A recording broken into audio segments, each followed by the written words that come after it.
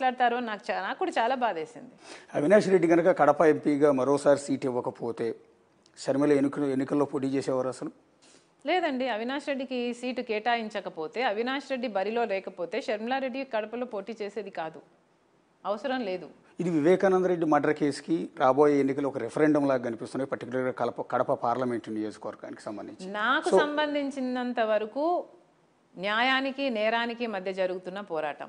కళ్ళ ముందరే ఇంత అన్యాయం జరుగుతుంటే ఇంకా భరించలేక నేను బరిలో దిగాను. బికాస్ ఒక మర్డర్ అక్యూజ్డ్ని మీరు కాపాడడమే కాకుండా 5 సంవత్సరాలు మళ్ళీ అదే మర్డర్ అక్యూజ్డ్ని, చిన్నాన మర్డర్ అక్యూజ్డ్ని మీరు పోటీకి కూడా నిలబెట్టారు. ఎంత అహంకారం కాకపోతే, ప్రజలు ఎంత పిచ్చోళ్ళు కాకపోతే అని మీకు నమ్మకం లేకపోతే మీరు మళ్ళీ అదే పొరపాటు ఎందుకు చేయాలనుకుంటారు? మర్డర్ అక్యూజ్డ్ అని సాక్ష్యాలు ఆధారాలు అన్నీ ఉన్నాయి. ఇంకో పక్క సునీతమ్మ అరుపేరుగని పోరాటం చేస్తూనే ఉంది.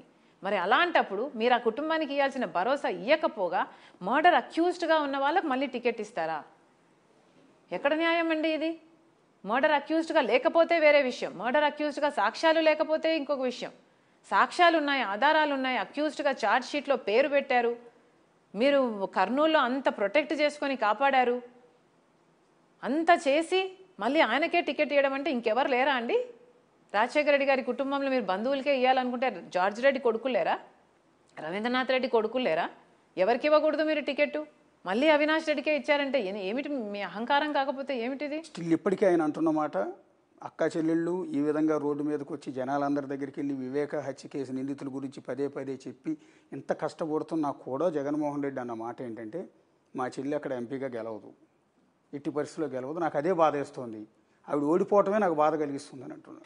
దేవుడు అంత బాధ పెట్టాడండి, నేను కూడా అంత బాధ పెట్టదలుచుకోలేదు, నేను తప్పకుండా గెలుస్తాను. కన్క్లూడ్ చేసే ముందు ఒకటే అండి, బేసిక్గా ఇది సరే